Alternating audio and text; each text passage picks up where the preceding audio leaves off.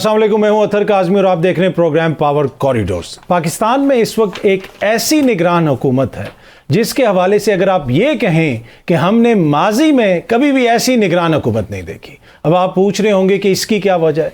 क्या आपने माजी में कोई ऐसा निगरान वज़ीर आज़म देखा कि जो पहले न्यूयॉर्क गया हो, न्यूयॉर्क से फिर वो पेरिस चला गया हो, पेरिस से वो लंदन चला गया हो, लंदन से वो जनाब सऊदी अरब चला गया हो, मुल्क वापस आया हो, लम्स चला गया हो, वहाँ पे बच्चों को मुतमिन करके आया हो, और अब खबरें आ रही हैं कि वज़ीर आज़म साहब जो हैं निगरान वज़ीर आज़म सऊदी अरब जा रहे हैं।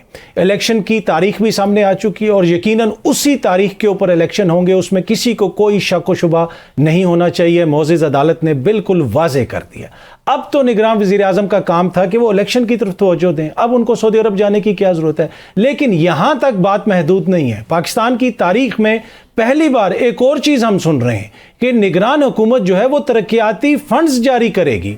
ये एक ऐसी खबर है जो बहुत सारे लोगों के लिए बाइस हैरत भी है। आज तक पहले इस तरह की बात, इस तरह की शायद अगर किसी ने जारी किए हों तो हमें नहीं पता। इस खबर की क्या तफसीलात हैं, हम वहाँ से शुरू करेंगे और उसके बाद मेरे साथ आज बड़ा ज़बरदस्त पैनल स्टूडियो में मौजूद है। मुझे ज्वाइन कर रहे हैं रहनुमा पार्टी कादर मंदोखेल साहब, उसके साथ साथ कर्नल हाशिम डोगर साहब भी हमारे साथ हैं, रहनुमा इस्तेकाम पाकिस्तान पार्टी, और पाकिस्तान तहरीके इंसाफ से हमायूं मोहम्मद साहब भी हमारे साथ होंगे। आप तीनों शख्सियात का शुक्रिया। लेकिन मैं शुरू करूंगा, हमारे ब्यूरो चीफ हैं सोहेल भट्टी साहब, उन्होंने खबर दी है इन तरक्याती फंड्स के हवाले से। भट्टी साहब अस्सलाम वालेकुम। वालेकुम सलाम काज़ी साहब। अच्छा भट्टी साहब, ये निगरान हुकूमत तो तरक्याती फंड्स नहीं जारी करती क्या? ये मैं दुरुस्त कह रहा हूं और ऐसी कोई खबर है कि ये लोग इस तरह कुछ करने जा रहे हैं? काजी साहब बिल्कुल दुरुस्त आप कह रहे हैं और ये ऐसा करने जा रहे हैं, ये भी आपने बिल्कुल दुरुस्त कहा। वजह ये है कि आपको पता है कि निगरान वज़ीर आज़म मुल्क की मुआशी सूरत हाल को सुधारने में हर मौका हाथ नहीं जाने देते, भरपूर कोशिश करते हैं। इस हकीकत से हटके के पास की प्रैक्टिस क्या रही हैं, इलेक्शन का ज़ाब्ता इखलाक क्या है और निगरान हुकूमत का मैंडेट क्या है, वो इस चीज़ को कम ही मद्देनजर रखते हैं। अब मामला ये है कि जो हमारे तरक्याती फंड्स होते हैं, पीडीएम की गवर्नमेंट ने करंट फिस्कल ईयर के लिए 90 बिलियन रुपीस 90 अरब रुपए की रकम मुख्तस की थी। अब 10 अगस्त को कौमी असम्बली तहलील हो गई और उस वक्त 40 दिनों में, रवा माली साल के पहले 40 दिनों में 61 अरब रुपए जारी कर दिए गए। उसके बाद जो कमेटी तरक्याती स्कीमें मंजूर करती है, स्टेयरिंग कमेटी, वो तहलील हो गई क्योंकि वो कौमी असम्बली पर मुश्तमिल थी। उसके बाद पीपल्स पार्टी ने बहुत ज्यादा इस मामले को उठाया, शोर मचाना शुरू किया कि हमारे फंड्स रुक गए, हमें फंड्स नहीं मिल रहे। दीगर जमातें भी चाहती थी कि किसी न किसी तरीके से हमें ये फंड्स मिले। अल्टीमेटली फिर निगरान वज़ीर आज़म अनवारुल्लाह काकड़ ने इस ख्वाहिश का इजहार किया कि एक नई कमेटी बनानी चाहिए। अब अरकान कौमी असम्बली तो है नहीं, तो उन्होंने 9 सेनेटर्स का इंतखाब किया, 4 निगरान वफाकी वज़रा का इंतखाब किया और कुछ ब्यूरोक्रेट्स को ऐड करके उन्होंने 24 रुकनी कमेटी रिकमेंड करके भिजवा दी कि वफाकी कबीना से मंजूरी हासिल की जाए। और वो वफाकी कबीना से मंजूरी हासिल कर ली गई है ताकि जो 29 अरब मजीद अभी बाकी हैं, वो भी मुख्तलिफ स्कीमें में उनकी ये कमेटी मंजूर कर सकेगी, ये रकम जारी कर सकेगी। जबकि इलेक्शन की तारीख अनाउंस हो चुकी है, 8 फरवरी की डेट आ चुकी है, तो किसी लिहाज से कोई इसकी जस्टिफिकेशन नहीं बनती थी। लेकिन उन्होंने इन 29 अरब रुपए को अजरा करवाने के लिए और पहले से जो रकम पेंडिंग थी उसको एक्सपेडाइट करवाने के लिए इस कमेटी को अप्रूव करवा लिया। ठीक। अच्छा, ये जो रकम है ये एमपीएस वगैरह को तो ऑब्वियसली अब नहीं दी जा सकती ना, उस हल्के में जो एडमिनिस्ट्रेशन है उनको जारी की जाएगी। देखिए ये बड़ी इंटरेस्टिंग ये कहानी है। ये नाम तो हम ये अरकान कौमी असम्बली लेके जा रहे हैं, लेकिन इसके जो टीओआर्स बने हुए हैं, ये स्कीम बनती कैसी है, बड़ी इंटरेस्टिंग है। आप एमपीए को छोड़िए, एमएनए को छोड़िए, सेनेटर को छोड़िए, काकड़ साहब को छोड़िए, मिसाल के तौर पर काकड़ साहब का एक हल्का है, उस हल्के के 10 लोग जो उस इलाके में रिहायशी हैं, किसी भी मोहल्ले में, किसी भी टाउन में, वो 10 लोग एक दरखास्त लिख के दे देंगे डीसी को, डिप्टी कमिश्नर को, कि हमारे यहाँ ये गली पुख्ता होनी चाहिए और हमारे अंदाजे के मुताबिक इतनी रकम इसके ऊपर लगेगी। डीसी साहब एक तखमीना बनवाएंगे, प्रोविंशियल गवर्नमेंट को भिजवा देंगे, प्रोविंशियल गवर्नमेंट वो एक परवाना जारी कर देगी फेडरल गवर्नमेंट इस कमेटी को, ये स्टीयरिंग कमेटी जो पहले से तैयार बैठी होगी उसी वक्त उसको अप्रूव करके फंड जारी करवा देगी। ठीक, इसमें ये इसका क्राइटेरिया है। ठीक है, सोहेल भट्टी साहब बहुत बहुत शुक्रिया, थैंक यू सो मच हमें ज्वाइन करने का। अच्छा कादर, आप वैसे ये गिला शिकवा पहले भी करते रहे कि पंजाब में तरक्याती काम हो रहे हैं, सिंध में रोक दिए गए हैं। अब अगेन ये जो तरीक़ाकार है ये है कि आपने एडमिनिस्ट्रेशन को अप्रोच करना है, 10 बंदे अप्रोच करेंगे। और अब पंजाब में हर जमात ये गिला शिकवा कर रही है मां सवाए नून लीग के कि एडमिनिस्ट्रेशन तो सारी चल रही ही नून लीग के साथ है, तो जहां पे आपकी मर्जी की एडमिनिस्ट्रेशन होगी या किसी और की मर्जी की एडमिनिस्ट्रेशन होगी वो तरक्याती काम शुरू करवा देंगे और उससे मुखालफिन को नुकसान होगा। देखिए, पहली बात तो ये है कि 29 अरब रुपए इनके पास किस बात के इख्तियारात थी जो फंड जारी किया। नंबर एक बात। दूसरा, जो ये 10 लोग कौन होंगे। तीसरा ये कि डिप्टी कमिश्नर किसके मातहत होगा। चौथी बात ये है कि ये मंजूर होते होते तो इलेक्शन सर पे खड़ा होगा, पोलिंग डे, ठीक है। तो इन चीज़ों की ज़रूरत के बजाय जो इससे पहले तरक्याती काम हर अरकान असम्बली को फंड नहीं मिलता है। हम स्कीमें देते हैं कि इस इलाके में यकीनन एक गली में 10 मुखालफिन भी होंगे तो 10 हिमायती भी होंगे, तो हम इस तरह नहीं देखता। हम ये देख के मेजॉरिटी किन लोगों को फ़ायदा होती है, मेजॉरिटी जो ब्लॉक, वो हम स्कीमें बना के देते हैं। वो स्कीमें तो पैसे आने के बाद, अकाउंट में आने के बाद, टेंडर होने के बाद, ठेकेदार को काम लेने के बाद रोक दिए। किसने? इलेक्शन कमीशन ने। तो अब इलेक्शन कमीशन काम मर गया। अब ये कहाँ क्या देख रहे हैं, ये किस बात के बैठे हुए। अलका बंदी जो है ना, मैं जिसके लिए आया था इस्लामाबाद, कल मैंने देखा, वो तो एक ड्रामा था पूरा। वो तो आप बात सुनने में ठीक हो क्या है, यानी ऐसा था कि उसने पहले से ज़हन बना के रखा था कि हमने करना क्या है। अलका बंदियों की वजह से आपने इतराज को जमा? जी, इतराज किया था इसमें। अब 2018 में जो अलका बंदी थी उसको उन्होंने चेंज किया 2022 में। तो 2018 से लेके आज 23 तक तो कोई इलेक्शन नहीं हुआ है, तो अब क्यों चेंज कर रहे हैं? अगर आपने 22 में कर दिए तो 23 में क्यों चेंज करे हो? और फिर टोटली आप उसके आगे, यानी जो आपने तमाम लोगों की बातें सुन के, आपने हेयरिंग करके आपने एक फैसला दिया, अब उस फैसले के बाद तो कोई इलेक्शन तो हुआ ही नहीं है, तो आप क्यों चेंज करो? तो मैं इस कह रहा हूं कि ये पूरा मोनोपोली है, ये नून लीग का पूरा एक ड्रामा है। पंजाब में 1-1 अरब रुपए का फंड दिए है नून लीग के एमएनए को, वो फंड उनके काम चल रहा है और उसकी गवाही आपको निगरान वज़ीर आला पंजाब बार बार टीवी पे दे रहे हैं। लेकिन दूसरी तरफ इलेक्शन कमीशन ने जो फंड की तरक्यात, एक जो इलीगल इसने डिसीजन है, क्योंकि जब तक शेड्यूल्ड कानून के मुताबिक वो नहीं कर सकता है। अच्छा, दूसरी बात में ट्रांसफर पोस्टिंग पे पाबंदी लगा ली है, ठीक है, ये भी इलीगल ऑर्डर है। मगर उसके बावजूद रातों रात काकड़ के हुकूमत ने सिंध के तहसीलदार से लेके चीफ सेक्रेटरी तक और थानेदार से लेके आईजी तक सब बदल दिए। पर पंजाब में आप ही हमें दे के गए ना, मैंने तो पर्ची नहीं दी थी, आप लोगों ने इख्तियार दिया शहबाज शरीफ साहब को और हमें काकड़ साहब कौन से दिया? ये सर इख्तियार दिया था ना कि शहबाज शरीफ साहब को जो इस मर्जी को नामजद कर दें निगरान वज़ीर आज़म। नहीं, पीपल्स पार्टी ने कोई इतराज नहीं किया, कोई इतराज नहीं किया। हमने कभी काकड़ साहब को मुबारकबाद दी? आपने हमारा किसी रहनुमा का मुबारकबाद तो आप दें जो काज़मी साहब, आप रियलिटी देख ले। काकड़ साहब का नाम दिए राजा रियाज साहब ने, जो कि पहले अनाउंस कर चुका था कि मैं आइंदा इलेक्शन नून लीग के टिकट से लड़ूंगा, और काकड़ साहब एक हफ्ता पहले मरियम नवाज साहिबा से मिल के नून लीग में शमूलियत इख्तियार करा था। तो अब आप इसके बाद क्या? मैं डॉक्टर साहब ऑब्वियसली अब ये फंड्स वगैरह तो जारी हो रहे हैं, आपने इलेक्शन लड़ना है, आपने अपने हल्के में जाके काम भी करना है। एक तो ये है कि क्या इलेक्शन कमीशन को इसकी इजाज़त देनी चाहिए, और दूसरा ये जो सुपर निगरान हुकूमत का कॉन्सेप्ट आ गया है कि वो IMF से भी डील करेगी, वो जनाब तरक्याती फंड्स भी जारी करेंगे, तो फिर आप जैसे अवामी नुमाइंदों का क्या ज़रूरत है? इन्हीं को चलाने दें सिस्टम। बिस्मिल्लाहिर्रहमानिर्रहीम। बिल्कुल मैं तो समझता हूँ बिल्कुल दुरुस्त फरमा रहे हैं, और जो कुछ भी आज हम देख रहे हैं, चूँकि मैं तो ज़्यादा चले अमली सियासत में नहीं रहा, बट देखते तो रहे कि 1970 से आगे पॉलिटिक्स कैसे हुई। ये तो बिल्कुल एक नया प्रेसिडेंट सेट हो गया, ये जो निगरान हुकूमत वाला है, और साथ ही साथ जो इलेक्शन कमीशन के मैं समझता हूँ कि असल हुकूमत तो इस वक्त इलेक्शन कमीशन की है, क्योंकि तबादले, ट्रांसफ़र, ये फंड्स, इसको रुकवाना और जब इम्प्लीमेंट करवाना वो तो इलेक्शन कमीशन का काम है। तो मेरा ख्याल है कि हमें निगरान हुकूमत से ज़्यादा इलेक्शन कमीशन पे ये ज़ोर डालना चाहिए, या उनके पास जाना चाहिए, तमाम जमातों को जाना चाहिए जो कुछ भी गलत हो रहा है। अब जब आप फंड्स की बात कर रहे हैं, तो ये 29 अरब रुपए ये सिर्फ कहानियाँ हैं कि वो 10 बंदे होंगे तो वो जाएंगे, ये बिल्कुल गलत बात है। ये ऑलरेडी जो मुस्लिम लीग नून के जो MNAs थे उनकी स्कीमें बनी हुई थी, अब उन पे इम्प्लीमेंटेशन होगा, तो अब आप खुद ही अंदाज़ा लगा लें कि किस हद तक ट्रांसपेरेंट ये इलेक्शंस होंगे। हमें तो बिल्कुल ये एक्सरसाइज फजूल होती हुई नज़र आ रही। ठीक है। अच्छा सेनेटर साहब, ऑब्वियसली आपकी जमात ने भी इलेक्शन लड़ना है, और इलेक्शन के हवाले से जो बुनियादी चीज़ कही जा रही है कि फ्री एंड फेयर इलेक्शन होंगे। इलेक्शन की तारीख तो आ गई, उस पर हमें कोई शक नहीं है, लेकिन इसमें फेयरनेस कहाँ है? मेरे आइन ने तो मुझे कहा था कि तुम्हें हम 90 रोज़ में इंतखाब देंगे, 90 रोज़ में तो इलेक्शन हमें नहीं मिला, फेयरनेस तो वहाँ पे उड़ गई। अब ये इस किस्म के मामलात सामने आ रहे हैं, तो ये अब कितने फेयर हैं और कितने फ्री हैं, इसके ऊपर आप ही ज़रा हमें थोड़ी सी रोशनी डाल दें हमारे लिए। बिस्मिल्लाहिर्रहमानिर्रहीम। देखिए, इस तरह ये है कि ये कहानी यहाँ से शुरू नहीं होती। ये कहानी शुरू होती है जब हमने आर्टिकल 224(2) को टोटली रोन दिया था मार्च में। अच्छा, उसके बाद आप लोगों ने देखा कि किसी ने, ना चीफ जस्टिस ने, ना किसी हाई कोर्ट ने, ना किसी पॉलिटिकल पार्टी ने, किसी ने उस नुक्ते को नहीं उठाया, बल्कि इनफैक्ट सारे डिफेंड करते रहे थे कि भाई 2 असेंबलियों के इलेक्शंस नहीं हो सकते, 5 के एक साथ होंगे, वरना नहीं होंगे।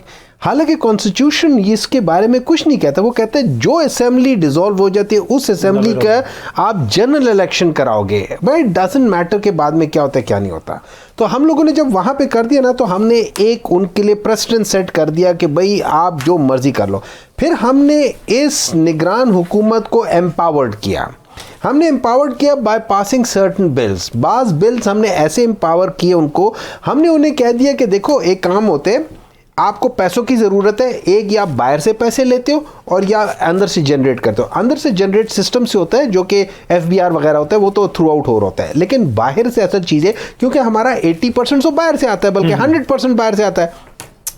उस 100% के लिए हमने उन्हें एम्पावर कर दिया कि आप जिस भी इंटरनेशनल ऑर्गेनाइजेशन के साथ आपने कोई डील करनी है आप कर लो। हालांकि वो सिर्फ एक शिक थी, वो ये था कि वर्ल्ड बैंक के साथ इनका एक जो था ना, वो सिग्नेचर होना था, वो होना था सितंबर के एंड अक्टूबर में होना था।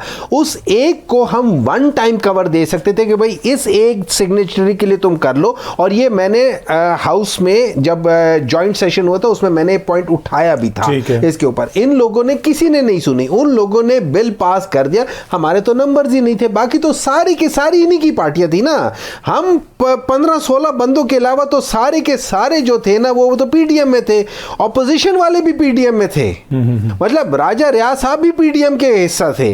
तो उस लिहाज से तो हमने इनको एम्पावर कर दिया। फिर हमने इलेक्शन एक्ट में ऐसी चीजें डाल दी हैं कि जो हमने 2017 के एक्ट को हमने चेंज किया और उसमें आर्टिकल 58 को जब हमने किया, उसमें हमने एम्पावर कर दिया इलेक्शन कमीशन को, वो किसी वक्त भी रीस्केड्यूल कर सकते हैं इलेक्शन के स्केड्यूल को, और या कोई अलग डेट दे सकता है, नो क्वेश्चन आस्क्ड, कर लो जो करना है।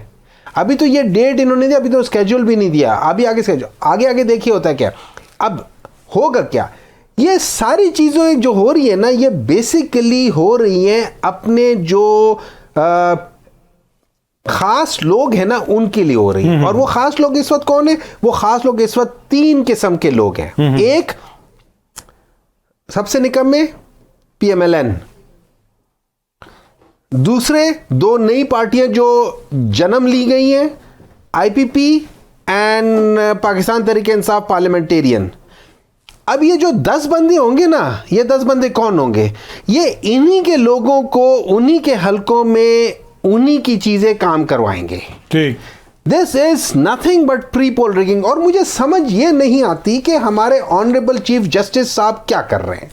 सर, मुझे ये तो समझ नहीं आती जस्टिस साहब क्या करें। उन्होंने तो इलेक्शन की डेट आपको लेके दी है, जो काम सियासतदानों ने, आप लोगों ने करना था वो भी उठा के अदालतों में लेके जाते हैं। नहीं, इलेक्शन तो सर सियासतदानों ने रोके ना, मैं आपको मोअज़्ज़िज़ अदलिया ने तो नहीं रोके। काज़मी साहब, मैं आपको एक बात बताता हूँ। इस तरह था कि इस अक्टूबर को, नवंबर को छोड़ के ना, नवंबर से पहले की बात करते हैं। मतलब आप ये समझे 1 हफ्ता पहले और 1 हफ्ते बाद की बात करते हैं। 1 हफ्ता पहले सारे के सारे PDM वाले, ठीक है, कि प्रेसिडेंट तो वो दे ही नहीं सकता, उसका इख्तियार ही नहीं है डेट देने का। ठीक है, प्रेसिडेंट कहां से ये और प्रेसिडेंट वो और प्रेसिडेंट फलाना और गैर आईनी काम और ये और, यहां तक कि आपकी लॉ मिनिस्ट्री ने भी एक वो जारी किया था कि प्रेसिडेंट का इख्तियार ही नहीं है। जब अब जिन लोगों ने, आपके कहने का मकसद ये है कि अब वो सारे क्या कह रहे हैं, अब वो सारे क्या कह रहे थे कि प्रेसिडेंट साहब ने डेट ही नहीं दी, और जो लोग ये कहते थे कि प्रेसिडेंट डेट नहीं दे सकता, इलेक्शन इस वक्त नहीं हो सकते, तो आपके कहने का मकसद ये है कि फिर मोअज़्ज़िज़ अदालत उनको भी बुला के पूछे। देखिए ना, उन्होंने, देखिए मैं एक बात बताऊं, और उनमें मैं विद ड्यू रिस्पेक्ट मौलाना फजलुर रहमान, 2 तकरीरें सुन ले, सितंबर की सुन ले और नवंबर की सुन ले, टोटली देखिए असल मसला ये हम अपने मतलब के लिए किसी हद तक जा सकते हैं। मैं इसमें पीटीआई को भी कह रहा हूं कि बाज लोग पीटीआई के भी हिस्सा करते होंगे। मैं इसमें एक छोटा सा क्लैरिफाई करना चाहता हूं, क्योंकि मोहम्मद साहब ने हमारी जमात का नाम लिया। कतई तौर पे साबित कर दें कि जब से हमारी जमात बनी है, हमारे कहने पे कोई डीसी लगा हो, कोई डीपीओ लगा हो, कोई फंड्स में 1 रुपया किसी एक्स पार्लियामेंटेरियंस के हल्के में लग रहा हो या लगवाया गया हो, तो ये बिल्कुल मैं समझता हूँ बेसलेस एलिगेशन है और मैं इसको डिनाई करता हूँ। चले ये इलेक्शन और इलेक्शन तो है 29 अरब के लिए। चले इस पे बात करते हैं कि आगे अब इलेक्शंस तो आ रहे हैं, आगे किस किस जमात का इत्तेहाद होगा। आज इंपॉर्टेंट मीटिंग भी हुई, नवाज शरीफ साहब से MQM का वफ्द मिला। अब सिंध में क्या होने जा रहा है, क्या पाकिस्तान पीपल्स पार्टी के लिए खतरे की घंटी बज गई है, ये भी पूछेंगे मंदोखेल साहब से। अच्छा मंदोखेल साहब, अब सिंध से जो बड़ी खबर आ रही है कि सिंध में MQM का इत्तेहाद होगा नून लीग से। अब आपकी जमात की सिंध में अक्सरियत भी है और लोग ये समझ रहे थे कि शायद आप भी कोई इत्तेहाद बनाएं, तो आपको लग रहा है कि इससे आपके लिए कोई प्रॉब्लम होगी और नून लीग की नज़रें अब सिंध के ऊपर पड़ गई हैं, तो अब आप अपनी सीट भी बचाएं और अपनी हुकूमत भी बचाएं सिंध में। पूरे कराची में जहां पीपल्स पार्टी के 100 से ज़्यादा हो गई है यूसी के सीटें, वहाँ नून लीग के 3 यूसी के सीटें हैं, चेयरमैन हैं, वो भी पीपल्स पार्टी के इत्तेहाद से। नंबर 1 बात, एक MPA एक मैंने पूरे सिंध में नूने करने ये। नंबर 2 बात, 2018 में सिंध में एक इत्तेहाद बनाता है GDA के नाम से, ग्रांड डेमोक्रेटिक अलायंस, ठीक है, हो गए ना सर फारिग। उसके बाद मेरे इलेक्शन में अभी 2.25 साल पहले 2021 में PDM का मुफ्ती इस्माइल जब कैंडिडेट थे, जहाँ जमियत ANP सब थे, MQM तो 3-4 टुकड़े थे। तो आप मुझे बताओ, अभी रिसेंटली 2.25 साल पहले सीट मेरी सीट जो है पीपल्स पार्टी ने जीती। पता कि पॉइंट्स को नहीं से मेरा क्वेश्चन क्या है सर, देखिए आप कराची सिंध की जमात हैं, MQM का एक बड़ा वोट बैंक है कराची में, हैदराबाद में। अच्छा नहीं है कि अवाम के लिए कि आप उनको साथ लेके चलें? अब कैसी ये जमहूरी सोच है कि इतना बड़ा जो मैंडेट है उसके साथ हम चलने के लिए तैयार नहीं? मैं ओवरऑल बात कर रहा हूँ, क्या सूबे के लिए बेहतर नहीं है कि उनको भी आप लोग साथ लेके चलते? देखिए, हमने तो कभी नहीं कि इस वक्त पाकिस्तान की 77 साल तारीख में पहली मरतबा मेयर कराची जो है ना वो पीपल्स पार्टी का है, मेयर हैदराबाद पीपल्स पार्टी का है।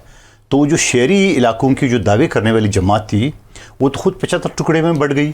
जब बढ़ गई है तो वो किस ख्वाब में है कि वो माजी की अल्ताफ हुसैन की सरबराही में जो उनकी पार्टी थी वो चीज़ें तो नहीं आ सकती उसमें। तो दूसरी बात ये जो इत्तेहाद हुआ है ये बहुत अच्छा हुआ है। मैं कहता हूँ ये हमारे लिए अच्छा हो गया और ख़ुद इनको पता चल जाएगा कि एक MQM इस इत्तेहाद से बाहर थी 2018 में, अब वो भी शामिल हो गई। अच्छा, वैसे जरदारी साहब ने कहा था कि बड़ी शख्सियत हमारे साथ भी शामिल हो रही हैं, तो ये तो MQM वाले भी जाके नून लीग के साथ बैठ गए। कौन सी बड़ी शख्सियत आ रही है आपकी उधर? तो सिंध में बड़ी शख्सियत तो है ही सारी पीपल्स पार्टी की, उसके अलावा कौन सा फिगर रहता है? मुझे एक का नाम तो बताओ, एक भी ऐसा इलेक्टेबल बताओ तो सिंध में कराची में जो किसी और पार्टी से हो, आप मुझे बताओ, कोई नहीं है। खुद मुस्तफ़ा कमाल साहब एक पार्टी के सरबराह की हैसियत से मेरे मुकाबले में 2021 में खड़े थे, 4थे नंबर पे आ गए। TLP 3रे नंबर पे आ गई। ये पूरा PDM में इत्तेहाद जो ना 2रे नंबर पे आई, पीपल्स पार्टी ने सीट जीता मेरे हल्के में। तो बात ये होता नहीं, ये इत्तेहाद तो बनते रहते हैं। ठीक है। अच्छा हाशिम साहब, आपकी जमात है जिसमें लोग आ रहे हैं, होता यह है कि किसी जमात की बड़ी मकबूलियत हो। हमने देखा कि 2018 से पहले एक तहरीक इंसाफ की वेव चल रही थी, लोग आते थे, बड़े बड़े जलसे हो रहे थे, लेकिन आपकी एक ऐसी जमात है जिसमें बड़े बड़े नाम शामिल हुए हैं जिनका अपना सियासी बैकग्राउंड भी है, लेकिन जमात हमें उस तरह ग्राउंड पे नजर नहीं आ रही। इसकी क्या वजह, आप किस तरह लोगों को कन्विंस कर पा रहे हैं? जी बिल्कुल, आप सही फरमा रहे हैं। देखें, ये कोई 2, 4, 5 साल पहले तो ये जमात बनी नहीं, या इसकी प्लानिंग नहीं हुई, या इसके लिए कोई हमने जाके तो ग्राउंड पे काम तो नहीं किया। ये तो एक हम जैसे लोग जो 9 मई तक, बल्कि मैंने तकरीबन 24-25 मई को छोड़ी जमात, तो हम तो सारे एक जमात। अच्छा, अगर सीरियस क्वेश्चन, अगर 9 मई ना होता तो आप अभी भी PTI में होते? मैं अभी भी PTI में होता। मेरा तो सिर्फ इख्तलाफ ही एक पहले दिन से ये था। काज़मी साहब देखें ना, मैं तकरीबन अब तो मुझे हर TV चैनल पे मैं ये बात कह चुका हूँ आपके अलावा, जिस इस्लामी मुल्क की फ़ौज कमज़ोर है उसके साथ क्या होता है? उसके साथ वही होता है जो आज गाज़ा में हो रहा है। तो मेरी तो बड़ी हम्बल रिक्वेस्ट होगी तमाम पॉलिटिकल पार्टी से कि कोई ऐसा मिसाक इस पर भी कर लें कि हम फ़ौज को किसी भी सूरत हम सियासत में ना लाएं, ना उनकी मिन्नतें करें। बाकायदा लोग मिन्नत करके उनको लाते हैं जिसका जब बस चलता है, ठीक है जी। अब वो जो इमरान खान की हुकूमत ख़त्म हुई तो लोग तो कहते हैं उसमें उस टाइम के जो आर्मी चीफ हैं जो भी थे उनकी मुदाखलत की वजह से ये सारा कुछ हुआ। उस टाइम पे उनका जो रोल है वो पीडीएम की सारी जमातों के लिए एक्सेप्टेबल था। मैं समझता हूँ आज इस दिन बैठे हुए अभी भी अगर फ़ौज के साथ कोई अंडरस्टैंडिंग हो जाए तो मेरा ख्याल है इमरान खान 1 मिनट भी नहीं लगाएंगे वो अंडरस्टैंडिंग पैदा कर लें, क्योंकि इक़्तिदार में जाने के रास्ता ही ये इधर से तलाश करते हैं सारे। तो क्यों नहीं कि बैठें और डिसाइड कर लें, फिर फ़ौज नहीं आएगी। मतलब ये असूली मौक़िफ़ नहीं, मसला ये है कि जी उसका साथ क्यों दिया। जिस तरह 3 साल तक पीडीएम वाले कहते रहे सिलेक्टेड है, इस्टेब्लिशमेंट का किरदार है, हाइब्रिड। आप मियां नवाज शरीफ को देखे ना, जो उन्होंने लंदन से बैठ के तकरीर की थी गुजरांवाला जलसे में, तो किसने नाम लिया था आर्मी चीफ का और DGISI का। फौज को तो हर मौके पे घसीटा इन्होंने, पहले इन्होंने घसीटा फिर इमरान खान ने घसीटा। मतलब वो एक रास्ता खुल गया। ख्वाजा आसिफ ने फ्लोर ऑफ द हाउस क्या बात की, फिर किसी ने वहां पे ये भी कहा जी आर्मी चीफ की टांगें कांप रही थी। बिल्कुल, आपकी बातों से लग रहा है कि पंजाब में आपका जो मैदान सजेगा वो नून लीग के साथ सजेगा। मुझे देखें ऐसी लगता है आप वो ये माइंड करेंगे, मुझे उस दिन भी कह रहे थे आप 5000 वोट नहीं ले सकेंगे। देखें जो कुछ भी हो ना, अब जो जितना मर्जी किसी शख्सियत का वोट हो, जो हल्के में लोग होते हैं जिन्होंने लोगों के साथ 5-5, 10-10 साल किया हुआ। अब ऑनेस्टली मुझे लोग पता है क्या कहते हैं, कई कहते हैं कि जी हमें इमरान खान बड़ा पसंद है, मगर चूंकि आप हमारे साथ हैं तो हम तो नून लीग को नहीं जीतने देंगे। मतलब ये मुझे कहते हैं, ठीक है, बहुत बड़ी शायद मेजॉरिटी में ना हो। तो मैदान तो मुझे लगता है और लगना भी ऐसी है, बातें चल रही हैं जी कि कोई नून लीग के साथ इत्तेहाद हो जाए, ये वो, मैं तो बिल्कुल उसको इस आइडिया को मैं बाय नहीं करता। फिर कौन सी अपोजिशन होगी, इससे तो बेहतर है कि चंद सीटें ही जीत के तो आप अपोजिशन में बैठ जाएं। यानी लीडरान इस्तेकाम पाकिस्तान के होंगे, वोटर PTI के होंगे, यही कहना चाह रहे हैं। जब इनके कैंडिडेट्स नहीं होंगे या थोड़े होंगे, या बिल्कुल ही 8वें 10वें नंबर के होंगे, कैंडिडेट्स को बाहर ही नहीं निकलने देना। नहीं, वो बाहर निकले ना निकले। देखे ना, मेरे हल्के में 5-6 लोग हैं, वो 7वां 8वां पैदा करना और ये कहना कि जी खंबे को भी वोट मिलेगा, तो रियलिस्टिकली ऐसा नहीं होता। मेरे वालिद साहब 1970 में जब पीपल्स पार्टी का फ्लड आया था तो वो उस वक्त भी आज़ाद जीते थे। एक आपकी बरादरियां भी काउंट करती हैं, आपका एक लोगों से तल्लक काउंट करता है। तो ऐसा तो नहीं होता ना कि एक इलेक्शन में 100% ही एक जमात जो है ना वो सारी सीटें जीत जाए। अच्छा मोहम्मद साहब, एक बात जो की जा रही है कि -1 कि अब तो टीवी पे बैठ के कुछ दोस्त ये कह देते हैं कि जो इमरान खान को साइड पे कर दो और लड़ लो इलेक्शन। तो क्या इमरान खान साहब साइड पे हो सकते हैं और फिर आपको मैदान भी मिल जाएगा, प्लेइंग फील्ड भी मिल जाएगी? लेवल करते हुए शायद थोड़ा टाइम लग जाए पर कम से कम प्लेइंग फील्ड मिल जाएगी। तो ये कोई ऑप्शन कंसिडर कर सकती है जमात? आपने देखा था ये फ़खर जमान ने क्या किया था?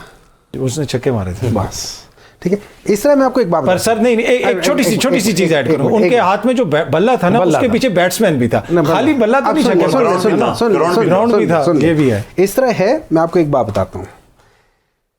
इस वक्त जो कोशिश हो रही है वो -1 मींस के political party Pakistan Tehreek Insaf as a political party को माइनस करो। क्यों? अगर पॉलिटिकल पार्टी पाकिस्तान तहरीक इंसाफ, उसकी फर्स्ट ईयर को इन्होंने हटाया हुआ है, सेकंड ईयर को ये लोग अंदर किया हुआ है, थर्ड ईयर भी अगर आ गई या फोर्थ ईयर भी आ गई तो ये नहीं जीत सकते। I can give you in writing, ये नहीं जीत सकते। एक बात। नंबर 2, क्योंकि उसमें 2 चीजें हुई हैं पिछले 10-12 सालों में और ख़ास तौर पर पिछले 5-6 सालों में, जो कि लोग उसको कैलकुलेट नहीं कर रहे। एक, आपके सोशल मीडिया ने आपके मीडिया के डायनामिक्स बदल दिए हैं। वो पावर हाउस, वो जियो, वो ARY, वो सारे उन लोगों ने अपने सोशल मीडिया वो बना लिए, because now social media is important. आपके 9.5-10 करोड़ लोगों के पास मोबाइल फोन है। वो जो ज़माना था ना कि रूरल और अर्बन के दरमियान में एक डिवाइड था, रूरल में लोगों को पढ़ नहीं सकते थे उन्हें, अब उनके पास सारी इंफॉर्मेशन उसी तरीके से ही है।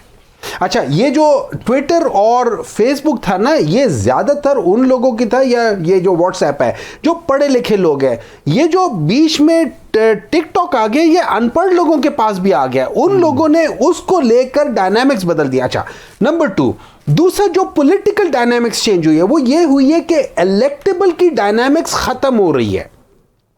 नॉन इलेक्टेबल मींस आपकी पॉलिटिकल पार्टी की आइडियोलॉजी जो है ना, अब वो सामने आ रही है। अब वोट पड़ेगा पार्टी का, उससे ये नहीं देखेंगे कि बरादरी क्या है क्या नहीं है। वहां पे लोगों को बड़े शॉक्स मिलेंगे, बाज जगह होंगी, मैं मानता हूं होंगी, there is never 100%। On election day लोगों को लेके जाना होता है, कुछ चार बंदे खड़े, मैं आपको एक बात बताता हूं, मैं एक बात बताता हूं, वो जो वोटों लोगों को लेकर जाने वाली बात थी ना, ये पुराने पॉलिटिकल पार्टीज की थी। हम लोगों ने आज तक पाकिस्तान तहरीक इंसाफ ने ज्यादातर जो होते थे ना, हमारे बिल्कुल लोगों को कहा जाता था कि अपने अपने साथ लेकर आओ, लेकिन एक बहुत बड़ी तादाद जो होती थी ना, वो इंडिपेंडेंटली आती थी। ठीक है, वो उसके नहीं आती थी। अगर मैं आपको रफली फिगर बता सकूं कि जब हम लोगों ने करके देखा था, रफली अराउंड 50 to 55% वो लोग होते थे जो बगैर किसी लीडरशिप के आते थे। मैं जरा डॉक्टर साहब से छोटा सा मैं करता हूं। जी सर,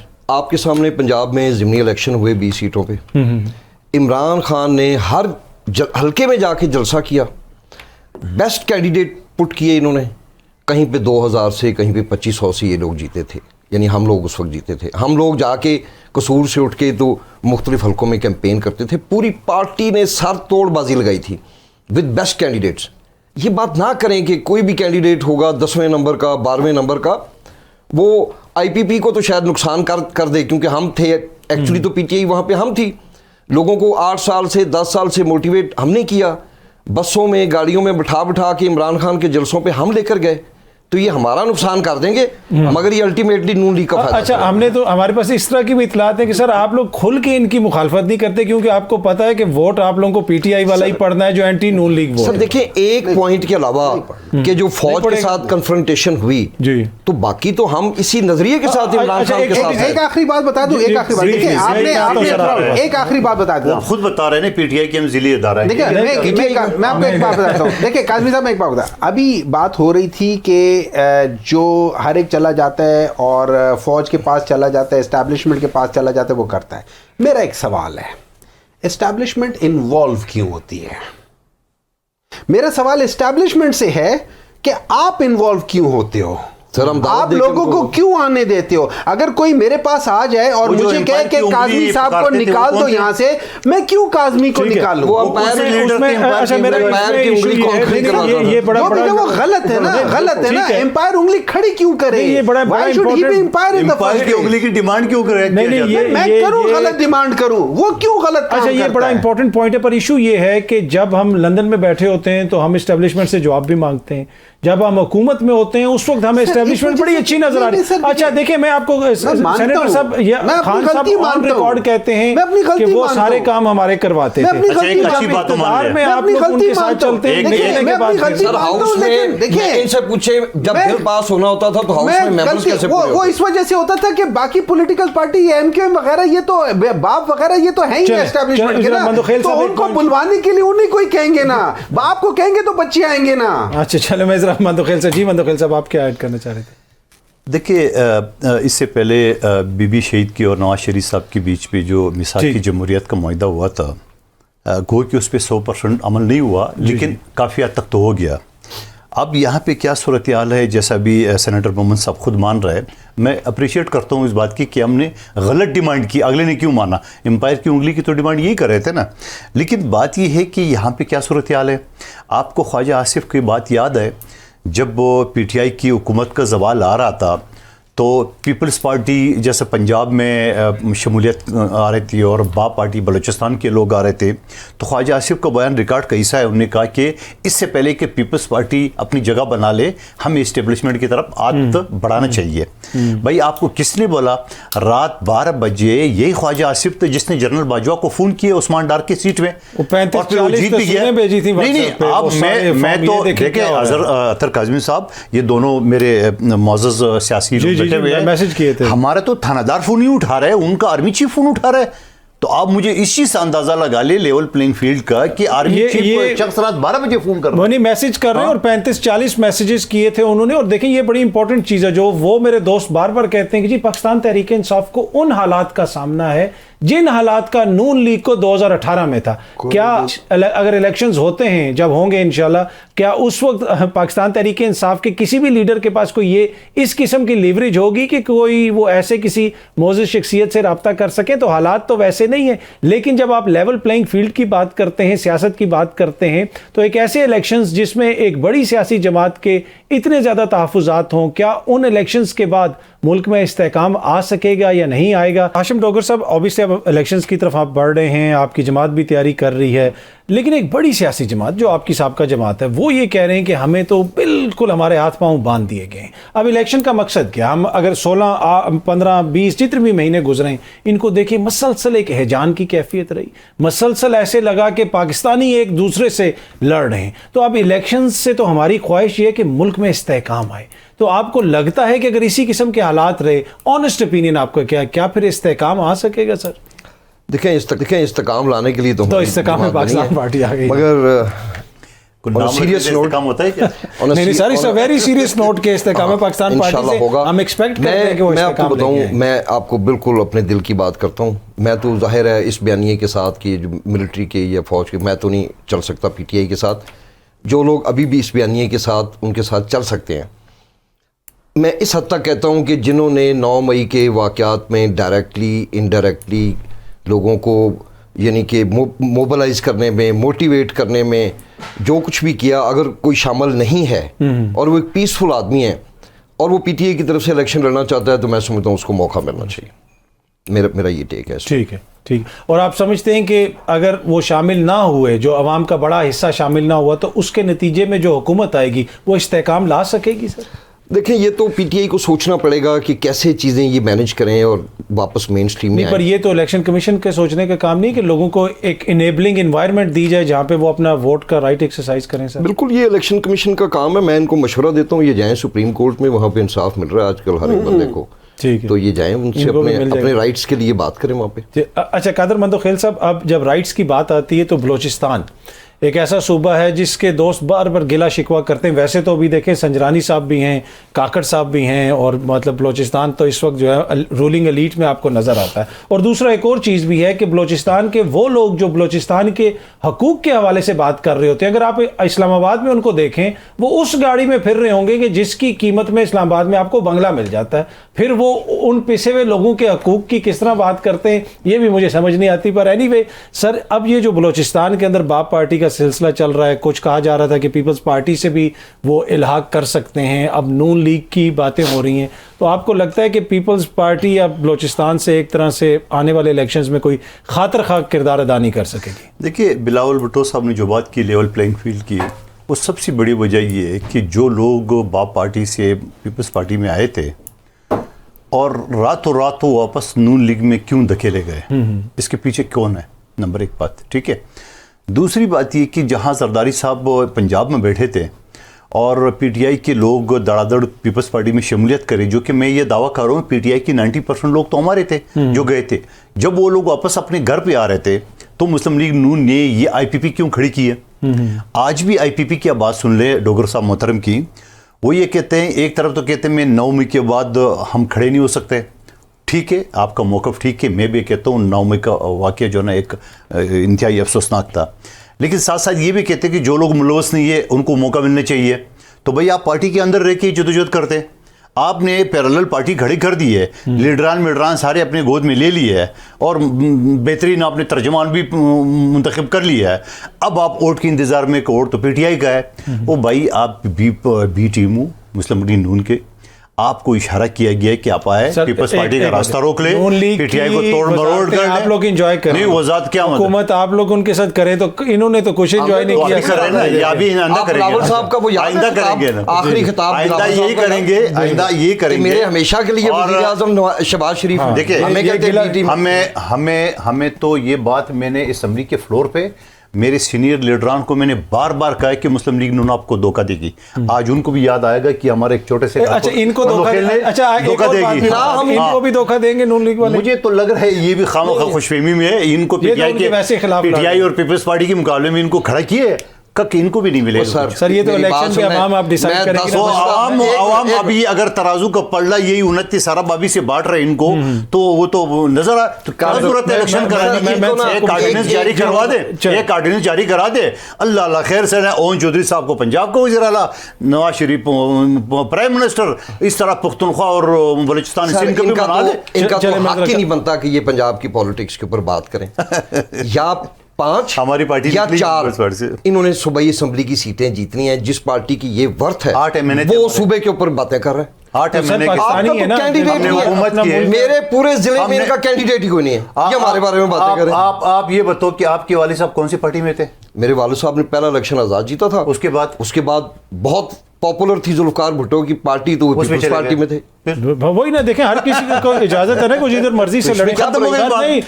मुझे बताया सर देखें, जिस वक्त इनके वालिद साहब ने हमने उस वक्त पार्टी को छोड़ा था जब पार्टी वफात पा गई थी। नहीं, बाकी बात ये कि था ना पीपल्स पार्टी के कुछ अब की बात कर रहा हूँ। नहीं अब कुछ भी नहीं है भाई, मेरी बात सुनो, यकीन करें मांझा फिर गया। बीबी शहीद के वक्त में पीपल्स पार्टी के पास कौमी असेंबली के 17 सीटें थे, 17 के 17 वो सिंध से थे। जी जी। पिछले हुकूमत में जरदारी साहब के, बिलावल साहब के दौर में हम 58 MNA थे। देखें, और 100 से ज्यादा सूबाई असेंबली के हमारे थे जो कभी नहीं थे हमारे। नहीं देखें, पीपल्स पार्टी और इवन के जो भुट्टो साहब को भुट्टो बनाया था वो लड़काना ने नहीं, लाहौर ने बनाया, पंजाब ने बनाया। भुट्टो इतने पॉपुलर थे, आज वो नहीं है। सूरत-ए-हाल पंजाब से अनाउंस हुआ है ना, पीपल्स पार्टी के यूम तासीस मना रहे हैं अभी 30 नवंबर को, तो पंजाब में बुनियाद रखी गई। ये एक क्वेश्चन है जो पाकिस्तान पीपल्स पार्टी जैसी जमहूरी और नेशनल जमात के लिए खुद भी सोचने की जरूरत है कि क्या वजह है कि एक सूबे की जमात वो बन के रह गए। प्रैक्टिकली बता रहा हूं, आप पिछले मोहम्मद साहब देखें, तो पहले आजाद कश्मीर में, मैं जुम्मन आजाद कश्मीर में हमारी हुकूमत थी, गिलगित में हमारी थी। अब आपका ये समझ लो कि मरकज में हमारी हुकूमत थी। आप लोग जलसा करने देते हैं, मैं आपके पास आ रहा हूं, बात करना बहुत जरूरी है। मैं आपके पास ही आ रहा हूं, आपके पास और टाइम होगा। प्लीज इनको ना जमहूरी कहना बंद कर दें।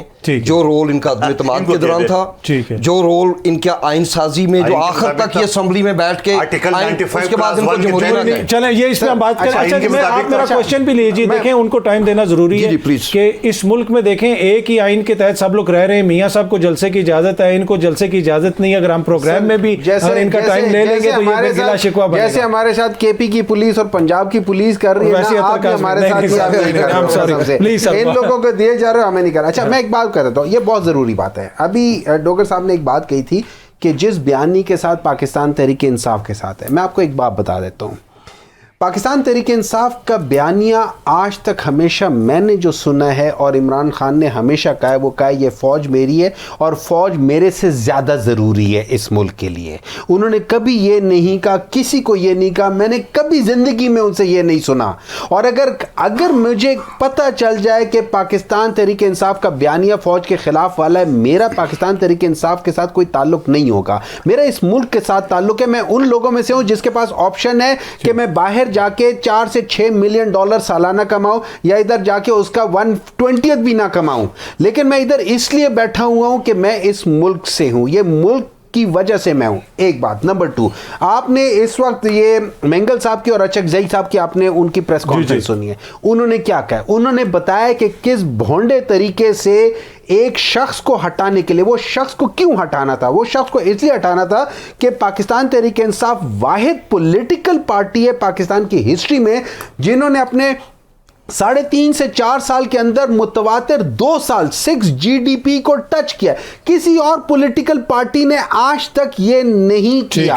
अच्छा, अब अगर वो रह जाते तो इस साल जो जिसमें 0.28 GDP आया है, इसमें मोस्ट प्रॉब्ली हम 7 को भी टच कर जाते। इनको हटाया इस वजह से कि सब लोगों को पता चल गया था कि Pakistan Tehreek Insaf will come and stay in power. लेकिन देखिए, एक बात याद रखें, एंड में हुआ क्या? उस एक शख्स की बोगस के लिए इन लोगों ने पूरे मुल्क को दांव पे लगा दिया। मैं यहां पे एक बात करता हूं और मैं हर उस शख्स से पूछता हूं जो अपने आप को पॉलिटिकल कहता है। ठीक, अगर पाकिस्तान तहरीक इंसाफ इस इलेक्शंस में नहीं होती या उसके साथ इस तरीके से रवैया होता है। इस इलेक्शन को पूरी दुनिया में कोई नहीं मानेगा, let alone political parties in Pakistan. अच्छा, मैं इसमें एक स्टेबिलिटी छोटी सी उसके चीज- लिहाज से बिल्कुल नहीं आएगी। देखिए, अगर स्टेबिलिटी आनी होती ना 18 महीनों में आ चुकी होती। अच्छा, जब 13 की 13 जमातें एक साथ खड़ी थी, नहीं आई। ये बड़ा इंपॉर्टेंट पॉइंट है कि देखिए स्टेबिलिटी तो नहीं आएगी, लेकिन जो आप आलमी दुनिया से उम्मीदें लगाए बैठे हैं ना, यकीन कीजिए ना फ्रांस, ना अमेरिका, ना बरतानिया, उन्होंने बिल्कुल ना उनको जमहूरी राइट्स का इशू है। देखें आज, देख लें आज इसराइल के पीछे हर वो हुकूमत खड़ी है, हर वो हुकूमत खड़ी है जो मुझे और आपको लेक्चर देते हैं। इमरान खान के लिए दुनिया की financial institutions, sir financial leader बोला है कि इमरान सर खान, मेरी बात वही मैं सुने, कर रहा हूं कि फाइनेंशियल इंस्टीट्यूशंस की बात और होती है, मैं पॉलिटिकल इंस्टीट्यूशंस की बात नहीं ठीक कर है, रहा। चले। उनको तो इमरान खान इसलिए सूट नहीं करते, इमरान खान उनको मुंह पे कहते हैं एब्सोल्युटली नॉट, जो कि गलत है। उसको करेंगे सर, ये वो गलत है। बिल्कुल गलत नहीं है, वही सही तरीका है। नहीं, आप लोग उनके नीचे लेट जाते हो। आप लोगों ने 2002 में इस मुल्क का बेड़ा गर्क कर दिया है, 2200 बिलियन डॉलर का नुकसान करवा के 80,000 लोगों को मरवा दिया है। ऊंचा बोलने से ये थोड़ी होता है कि आप सच अच्छा, बोल रहे हैं। आप बताइए क्या गलत है? अच्छा, मैं जरा आशिम साहब, जी सर, मेरी सर गुजारिश ये है, एब्सोल्युटली नॉट कहना इमरान खान का काम था या पार्लियामेंट का काम था। सर वज़ीर आज़म थे ना मुल्क के। नो, वो पार्लियामेंट की विल। सर अगर आप जमहूरियत की बात करते हैं, यू हैव अ कैबिनेट। अगर कोई ऐसी आपके पास दरखास्त आती है कि आप अड्डे दें या कोई चीज दें, the matter should go to the house, matter should go to the cabinet and there the decision should be taken. ठीक है, पर सर हम डिक्टेटर 70 साल से एब्सोल्युटली यस तो हम कह रहे हैं, उसका हमें क्या फायदा हुआ? ये चीजें गलत है ना। 70 साल से तो हम कह ही रहे हैं। अच्छा, आखिर में सर एक चीज पूछना चाहूंगा, आपने हमारी प्रोग्राम में फरमाया था कि मजीद लोग भी आपकी जमात में शामिल हो रहे हैं, तो क्या मोहम्मद साहब के लिए कोई गुंजाइश है आपकी जमात में? कौन आ रहा है? बड़े बड़े नाम आ रहे, कौन आ रहा है? मेरे जैसे बंदा या वो कहता है, वो क्या है, वो कहता है वो शहर में था तो उसके लिए औरों से भी मिलना पड़ता था। अब ऐसे वैसे लोगों के मैं नाज उठाऊं। सर सेनेटर क्या होते हैं, इनके स्टेक्स चले नहीं, पॉलिटिक्स में इनकी जगह क्या है? नहीं, एक बंदे की goodwill and you become a senator. हम सर लाख 2-2 लाख वोट लेकर आते हैं। सेनेटर होना तो क्राइटेरिया नहीं। और कौन शामिल हो रहा है अब आपकी जमात सर? हमारे अभी नाम हम डिस्क्लोज नहीं करेंगे, फिर वो लोग जो है ना, आप इस तरफ देख रहे हो कि पवन चौधरी 1 लाख वोट लेकर आएगा। भाई ये तो इलेक्शन वाले आप सेनेटर हैं, मुझे तो पता है सेनेटर कैसे बनते हैं। I know what goes under the table. अच्छा, अंडर द टेबल, वो अंडर द टेबल वाले आप लोग हैं सर। सेनेटर की सारी कहानियां, अंडर द टेबल वाले 1 रुपए नहीं दिया, ना पार्टी को दिया ना किसी और को दिया, 1 रुपए नहीं दिया, सिर्फ इलेक्शन कमीशन के पैसे दिए बस। देखिए ये ज़हनियत है, ये वो ज़हनियत है जिसको हमने निकालना है। सबको शामिल करो ना। कादर मंदोखेल साहब, आखिर में ब्रीफली आप बता सकें, ये जिस तरीके से एक जमात को साइड पे लगाया जा रहा है, क्या ये मुनासिब तरीका कार है? पीपल्स पार्टी कहाँ खड़ी है इस पे? Briefly sir. देखिए, पहली बात तो ये है कि पश्तो में कहावत है साल के बारे में, कैलेंडर के बारे में, कि ये साल मुझ पे तुम गुजर जाओगे, लोग तुम्हें अच्छा नहीं कहेंगे। ये इलेक्शन भी गुजर जाएगा, क्या रिजल्ट आएगा आपके सामने आ जाएगा। लेकिन जिस तरह तराजू का पलड़ा नून लीग की तरफ और उसके बगल में 2 IPP और खटक साहब बैठे हुए हैं, समझिए ना। अभी सुना करें ना, सुना करें ना। अच्छा सुना देना, अच्छा चले मैं सुन ये उनको ये सारी चीज़ करे। और ये सबसे पहले मैं आपके तौसीफ से इलेक्शन कमीशन से ये मुतालबा करता हूँ कि खुदारा आपने अगर इलेक्शन कराना है तो साफ व शफाफ करा ले, लेकिन अगर इस तरह इलेक्शन कराएंगे तो यकीन करेंगे कि लोग तो आपको माफ़ नहीं करेंगे। लेकिन साथ साथ मैं भी ये कहना चाह रहा हूँ कि आप मुझे बता दो कि आपने सिंध में तरक्याती काम, सीवरेज के, मेरे पानी का, मेरा हल्का शहबाज शरीफ और मिफ्ता इस्माइल का भी हल्का है, पानी की बूंद बूंद को तरस रहे थे। आज MKM और नून लीग एक हो गई है। मैं तो दुआ करूँ और आपकी तौसीफ से नवाज शरीफ साहब से दरख्वास्त करूँगा कि अगर मुझे पीपल्स पार्टी ने टिकट दी है तो शहबाज शरीफ साहब को लाए, ताकि बल्दिया के आवाम पूछे उनसे कि आप वज़ीर आज़म रहे, मिफ्ता इस्माइल जो है ना वज़ीर ख़जाना रहे, आपने 1 रुपए का पानी का लाई नहीं दिए। और निगरान हुकूमत ने या इलेक्शन कमीशन ने वो पानी की लाने जो 2 साल पहले मेरे मंजूर थे उसी पाबंदी लगा लिए। दूसरी तरफ ये बंदर बाट 29 अरब का IPP और खटक साहब की पार्टी को और नून लीग को देंगे, और ये प्री पोल जो है ना वो रिगिंग है, इसको रोका जाए। नहीं रोका जाएंगे तो वही मेरे साल कैलेंडर के बारे में जो मिसाल है, फिर लोग आपको अच्छा नहीं। ठीक है। वैसे इसमें एक चीज़, छोटी सी चीज़ ये है कि 16 महीने तो हैं, लेकिन आप तो सिंध में सर अब मसलसल 15 साल से बैठे हुए, तो ये तो मुकामी लेकिन मसला था, हल होना चाहिए था। सिंध के बारे में आपने गलत सुना है जी। इस वक्त पाकिस्तान के टॉप के हॉस्पिटल जो ना वो सिंध में, मैं दावे के नहीं, साथ मैं पानी की बात कर रहा हूं ना, नहीं, कराची पानी को तो आप मेरे लोगों हल्का ने- है, मेरे हल्का है, एक नया हल्का है, पहाड़ी इलाके पे बंदा हुआ है, सिरे से पानी की लाइन लिया। लेकिन मुझसे पहले, मैं तो 2 साल एमएनए रहा हूं, मुझसे पहले 35 साल यहाँ पे एमकेएम और मुस्लिम लीग नून के एमएनए एमपीए थे, और लास्ट टाइम पीटीआई के थे, उन्होंने क्यों नहीं किए? और लेकिन मैं आपको ये भी दावे के साथ कहना चाह रहा हूं, मैंने इस 22 महीने की मेंबरशिप में मैंने 9 अरब 20 करोड़ के तरक्याती काम मंजूर करा, इंक्लूडिंग पानी और गैस के, मगर कुछ काम हो चुका है, बाकी पे इलेक्शन कमीशन ने पाबंदी लगा ली, शायद नून लीग के कहने पे। चले, ये जो तरक्याती फंड्स वाला मसला है, ऑब्वियसली अब इलेक्शन को देखना पड़ेगा कि मामलात किधर जा रहे हैं। साफ और शफाफ इलेक्शन के लिए जरूरी है कि हर किसी को लेवल प्लेइंग फील्ड मिले। इस तरह फंड्स दे के अगर ये तासुर मिलता है कि किसी एक जमात की कहीं ना कहीं कोई फेवर दी जा रही है या उनके साथ कोई फेवर की जा रही है, तो वो मुनासिब नहीं होगा। पर एनीवे, हमें पूरी उम्मीद है कि इलेक्शन कमीशन जो है वो फ्री एंड फेयर इलेक्शन करवाएगा और उस इलेक्शन के नतीजे में एक अवामी नुमाइंदा हुकूमत आएगी और वही हुकूमत आके मेरे, आपके और इस मुल्क के मसाइल हल करेंगे। Thank you so much. कल अगेन आप लोगों से इसी टाइम पे मुलाकात होगी।